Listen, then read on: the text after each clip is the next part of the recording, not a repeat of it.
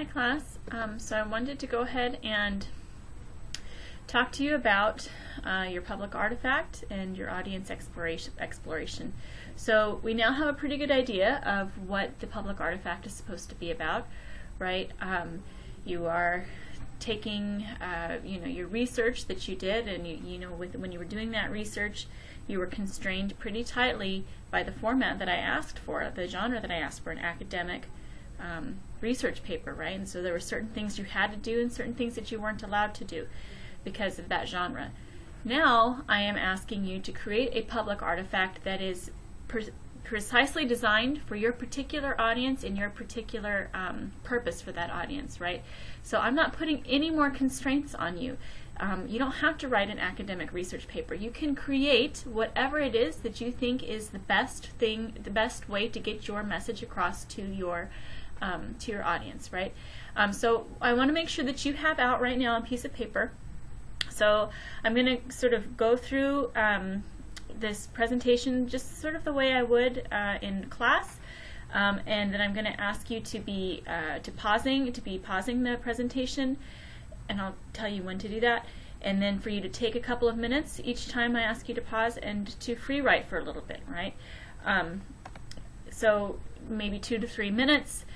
Your free writes can be a paragraph, it could be a bulleted list, like a brainstorm, it could be an idea map. It doesn't matter to me, just as long as you are engaged in thinking and trying to answer these questions that I'm trying to prod you with a little bit for at least 2 or 3 minutes, right? Give yourself the time and space that you need to think about it.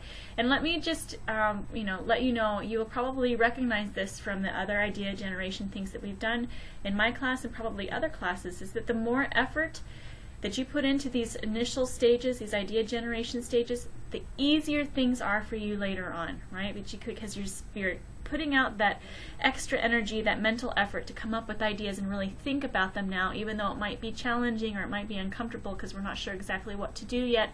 That extra effort that you expend now will make your life easier along down the line when you're actually creating your public artifact, because you're going to end up with something that's better and you're going to feel more motivated to complete. All right, so let's go ahead and get started. All right, so let's think first about your audience. What was your research project about, first of all? What information what were the results of your research?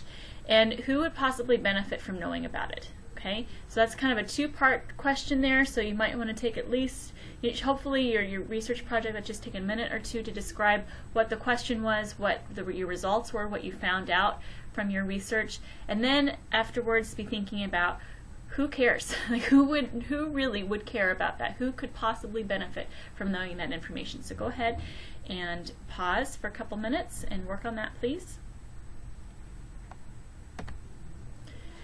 Okay, so hopefully you have a pretty good idea of at least one possible audience that might be interested in your research, a possible audience for your public artifact. It doesn't have to be the same audience that you chose for your research paper. Maybe things have shifted a little bit and there's another audience you're interested in talking to. That's fine. And again, you might have a couple of different audiences in mind right now, and that's okay too. When we get towards the end of this presentation, I'll give you the opportunity to kind of choose which audience you want to think about and kind of give a brief draft of different ideas. So don't feel like you have to know right this second what your specific audience is going to be. But considering your research topic and considering the possible audience or audiences that you are considering, now I need you to be thinking about what do you want your audience to know about your research? So maybe not everything. What are the key features from that research that you really want your audience to know about, right? And then the big question here is, what would you like? How would you like this project or this information to affect them, right? So we are assuming that we're putting this project out there. It is a public artifact. It's something real for real people to see. So what? I mean, do you want them to read it and fall asleep? Do you want them to read it and go vote? Do you want them to read it and call their state representative? Do you want them to read it and go talk to their their academic advisor? Do you want them to read it and then spend some time journaling and reflecting on their purpose in life? I mean, what is it that you want them to do after looking at your project or receiving this information somehow? Okay, so again, take a couple of minutes, pause the presentation please, and let yourself explore that idea. What would you like them to do or think or act differently.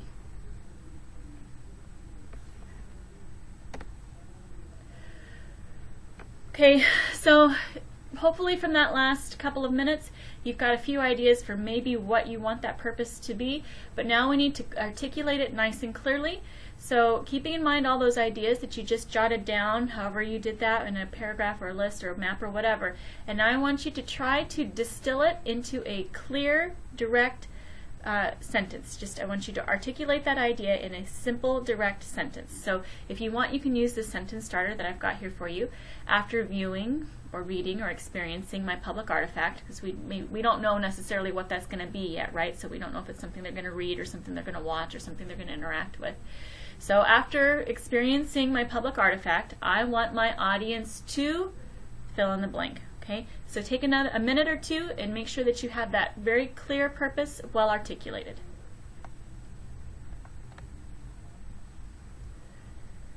Okay, so now we've got that purpose in mind, and we really want to make sure we keep that purpose in mind throughout the whole rest of this decision-making process, right? We want keeping our audience in mind and our purpose in mind to make sure that we are making choices that are going to be particularly effective for that audience and that purpose, right? That's sort of the whole point of this class.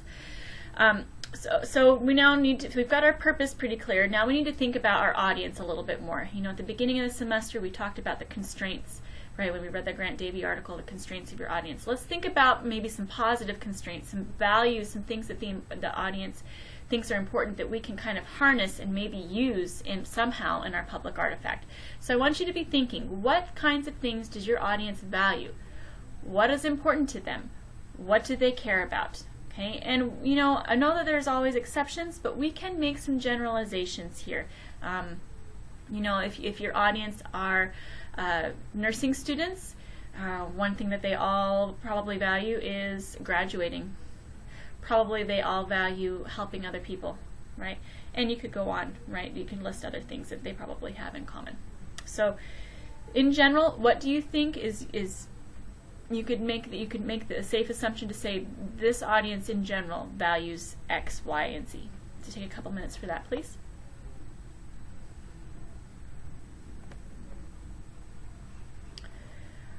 Okay, so you just took a couple minutes free writing or brainstorming or mapping out some things that were important to your particular audience. And again, if you're thinking about more than one audience, you can do that process for more than one, and that's fine. We're just trying to give yourself as many options as possible. So now I want you to think maybe slightly more concretely, right? Before, what is important to them, what do they value? That's a little bit abstract, but now I want you to see if you can come up with things that are more concrete. How do they spend their time? Where do they spend their time, right? So again, nursing students, they probably spend their time studying. They might spend their time in the nursing building. They might spend their time doing internships at local clinics. They might spend their time in study groups. Then, you know, they might also spend their time pursuing like health-related interests. You know, maybe you think that most nursing students are interested in personal health, so maybe they are exercising a lot. I don't know, whatever. So I want you to think about things that you can assume that this group of people is often doing, or where they often spend their time.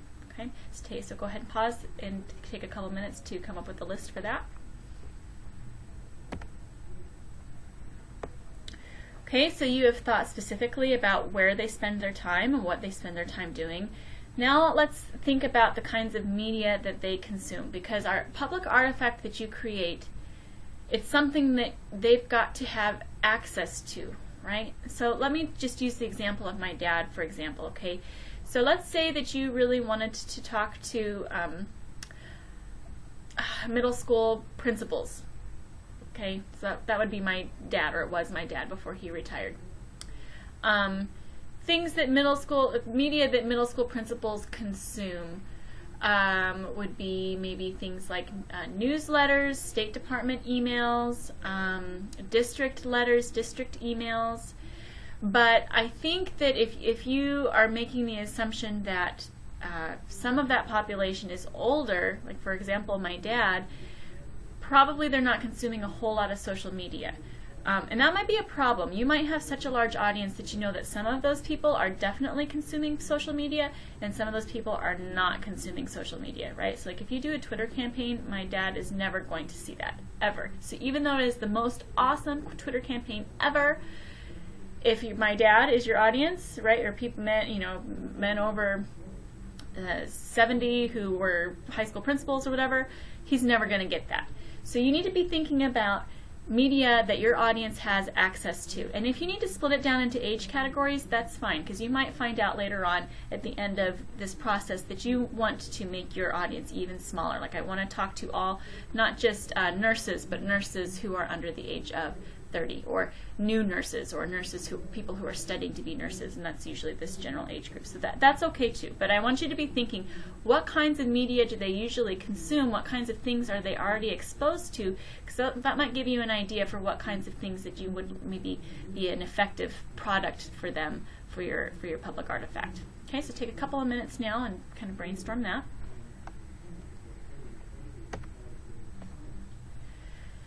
Okay, so we've talked about some positive constraints, things that your audience values, things that they like to do, things that where they spend their time, what they spend their time doing, what kind of media they consume. Those are all things that I would consider probably positive constraints, because we can try to maybe address them and use them in our public artifact. But we also need to be aware of some of those negative constraints that are wrapped up in our audience too. So I want you to be thinking about turn-offs for your audience, things that they would find offensive, or they wouldn't understand, or they, just plain wouldn't like. You might be thinking in terms of vocabulary that you could or could not use. You might be thinking in terms of style. So for example, right now, maybe it was towards the end of the trend, but for a while it was like everything was like 80s, right? Back to those crazy patterns and crazy hair and stuff, and side ponytails and stuff like that, right? So would you want to, would you want to stylistically make your presentation or your product like hip and trendy and using like 80s kind of imagery because that's what's cool right now? Well, depending on your audience, maybe, maybe not. Again, for my dad, he probably wouldn't even notice. He would just think it was loud and obnoxious. Probably a better stylistic choice for him would be something for his age group, maybe that was more nostalgic, right? For nursing students, if they're currently in college, they're probably young enough to be aware of some more of those trends, and so that, you might decide, yeah, I want to make this presentation really trendy in terms of like the color and style that's being used in a lot of ads and clothing and presentations right now. It could be political ideas, it could be vocabulary that's used. I mean, just because one group is aware of a particular issue doesn't mean that the other group is aware of it at all, right? So what kinds of information do you think is off limits for your audience, either because it's offensive or because they just don't even know about it or care about it? Okay, so take a couple minutes and come up with that list if you can. Okay. So just so that you know, and give you an idea of where you're going, I'm going to have you do this 1, 2, 3 times. Okay? So I want you to, right now, be thinking about all this other stuff that I've been having you write about, and I want you to decide what could be one possible artifact, one possible way that you could take what you learned in your research paper and repackage it into this new thing, right? Whatever it might be. Maybe it is a newspaper article, maybe it is a Twitter campaign, maybe it is a series of posters, maybe it is a TV news spot, or maybe it is a radio ad, or maybe it's a Facebook page or a well-designed web page, or whatever it is that you think that you're going to be doing, right? And I want you to take a few minutes just to kind of draft an idea of what that might look like. So clarify who's your intended audience, because maybe you've been considering a couple different ones. Clarify your purpose, what you want that audience to do with this thing, whatever it is. And then what kind of artifact would you like to create? What are you thinking? What kind of format? Do you think that you're going to create a series of paintings for this audience? And then what would that look like, and why would you choose that? Do you think that you're going to create a new student organization? what would that look like? What kind of artifacts would you produce, and why would that be appropriate for your audience? Do you think that you want to design a new class that all freshmen have to take? What would that look like? What would the syllabus feel like? Just take 3 or 5, between 3 and 5 minutes to just let yourself explore with a little bit more detail, a little bit more coherence, and see what happens. So go ahead and take 3 to 5 minutes to do that here for just one idea. Okay, go ahead and pause, please.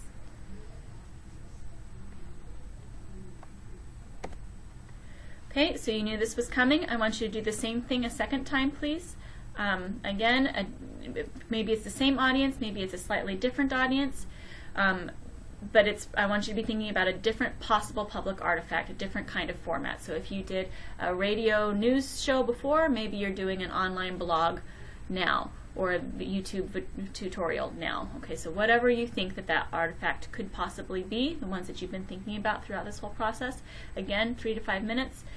Draft it out, right? Let this be your first draft just to see where it could possibly lead. So take a few minutes to do that now, please, and pause it.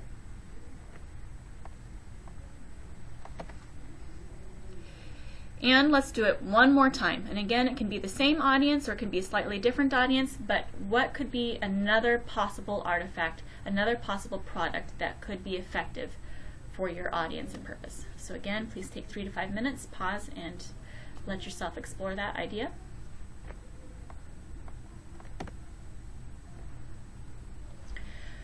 Okay, so hopefully that was not dreadful. I want to say fun. Hopefully that was an enjoyable experience to be creative and think about what maybe you could do that would be cool to get to your audience and get them to be thinking or acting or doing something differently. So now I want you to kind of decide which of these 3 you think is the strongest. So which one really has the greatest potential for reaching your audience, right? Like which one of these artifacts do you reasonably think that your audience would actually have access to, right? That you're not just creating this web page on, in the internet, but you don't have any idea how your audience is ever going to find it, right? So which one really has the most potential for reaching your audience? Which one do you feel like could be the most impactful, the most powerful? And then maybe it's the same thing, but which one do you just like more? Like which one seems to resonate with you and you're like, that one is cool and I think I really want to try it. Now I caution you here, I've had students in the past do public artifacts that choose formats that they've done before just because they were comfortable with it. So I've had students create, for example, a collage. I had one student say, well, I've had lots of experiences with doing collages, so I think I'll do a collage. Well, that's really a rhetorically weak reason to choose to do a collage. I mean, really is a collage going to get your purpose across to your audience? I mean, if it is, then you need to be able, to show that to me. But if it's just like a mishmash of pictures from a magazine article, is that really going to be effective for your audience? So, don't choose something just because it sounds fun or just because you've done it before and you think it would be easy. Choose something because it is rhetorically sound, that it really is the best way to get to your audience for this purpose that you've got. So take a few minutes, go back over those brainstorms and those little 5-minute plans that you drafted up, and circle the one that you think that you want to use for your public artifact. And go ahead and pause. Give yourself time to do that.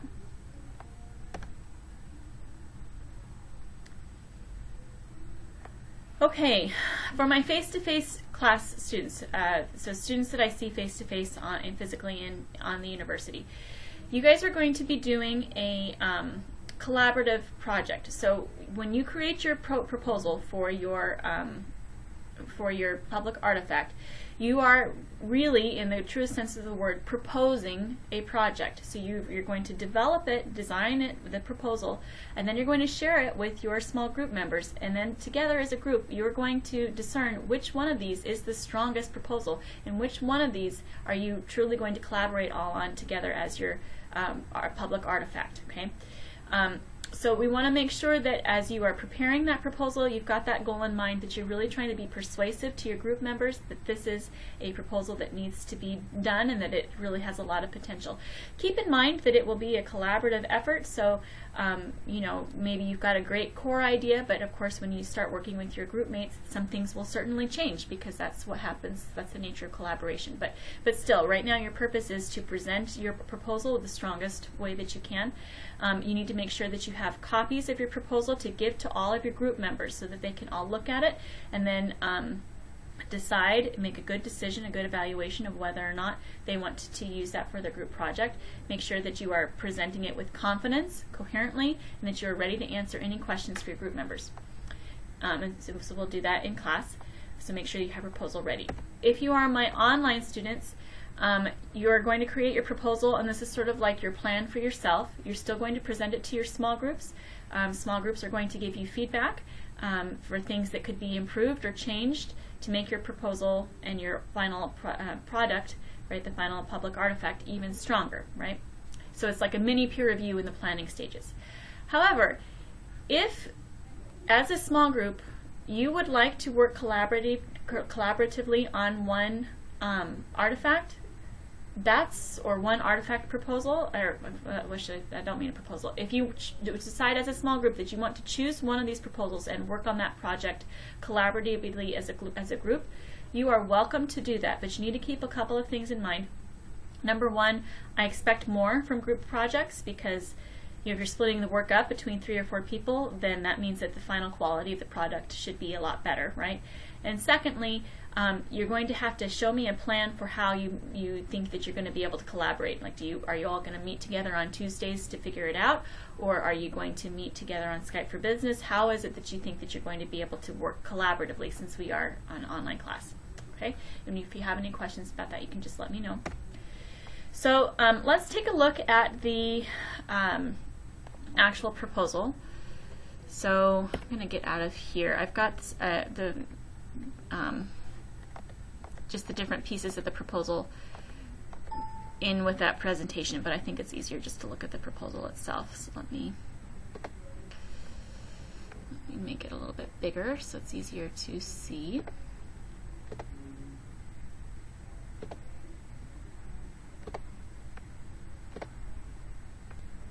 Okay, so you'll go ahead and fill in here your name, the date, and then here the name, give your title, your project a title, right? Something catchy. This is your first impression, so to your small group members, so let it be something catchy. Then I need you to go ahead and fill in what is the background. And so where I've got these brackets, you can just type in. You don't even need the that bracket there, right? You can just type in whatever it is that you need to say, right? So for the background information, basically we just need to know what the topic is and what were the results of your research project. And if you conceive that there is an issue that needs to be solved, what is that? So basically here you are describing your exigency, like my project really needs to happen and here is why. And then describe who your audience is, and then why they might be interested in your in your research results. And you'll notice these things probably sound pretty similar to the work that you already did, right? Over here in this, as we were going through this presentation. That's because it's the same, but here when you were doing the free writing, this was just kind of informal. Here this needs to be formalized and articulated clearly and strongly and confidently so that your group mates will want to choose your proposal, or if you're on my online class, so that your group mates can respond to it and give you strong feedback because you have already thought about it and are articulating it clearly. So the same thing with your purpose. How do you want your audience to react and what do you want them to do differently? The same thing here, audience analysis. What do they value? Where do they spend their time? What kinds of media do they regularly consume? So all of this needs to be, again, this is a formal proposal, so we want you to keep your language confident and formal.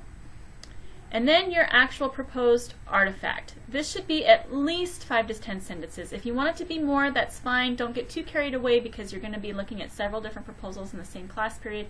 But I want you to describe what will it be. If it's going to be a new student organization that you want to create, What will that look like? What will be the purpose of this organization? What are you going to create as part of the artifact? So are you going to create, flyers to invite them to the meeting? Are you going to create the new constitution? Are you going to, or the mission statement for this group? Are you going to create, the meeting agenda for the first meeting, or the calendar for all of the meetings that you're going to have that semester? I've had students actually do all of those things, and it created a very complete, well-rounded project.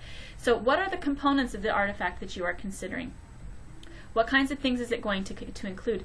And you might even, if you have examples in mind that you found from the internet or that you have in your own, you can include them here, right? So you can print out additional or attach additional documents and provide those examples so that we have a really clear idea of what you mean.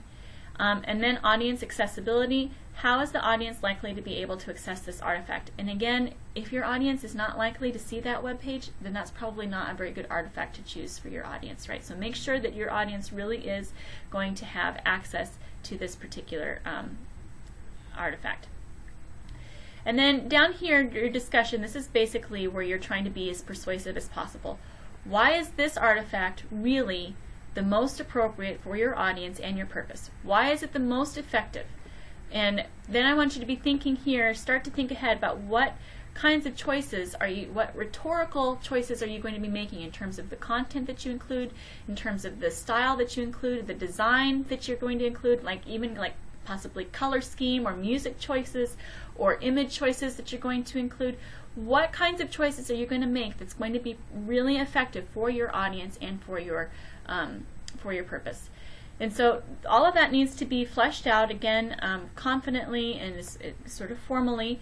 And then in my face-to-face classes, you will present it to your small group, and if they choose your proposal, then they'll go ahead and sign it here. My online classes, you don't need to include this part. You can just delete the approval signatures since you're just presenting for small group feedback.